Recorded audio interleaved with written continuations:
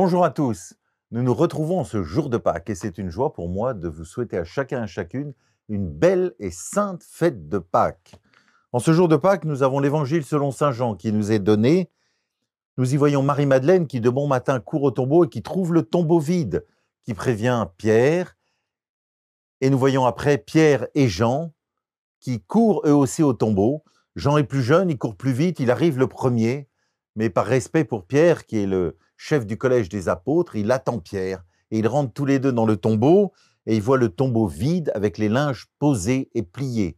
Et l'évangile nous dit, l'évangile de Jean, en parlant justement de l'apôtre Jean, il vit et il crut.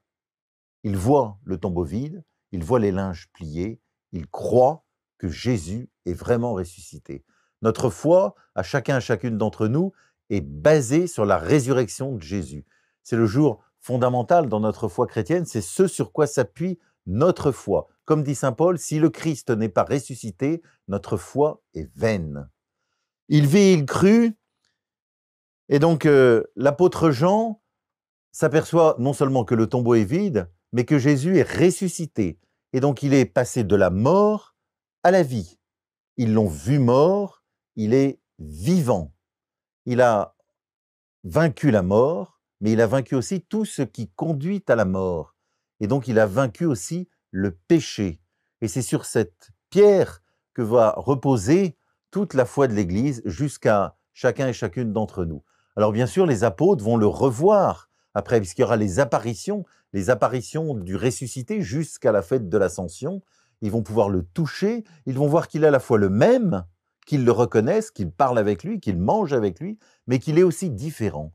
Ça n'est pas simplement une réanimation, comme pour Lazare, qui avait repris le cours de sa vie, entre guillemets, normal jusqu'à sa mort ultime.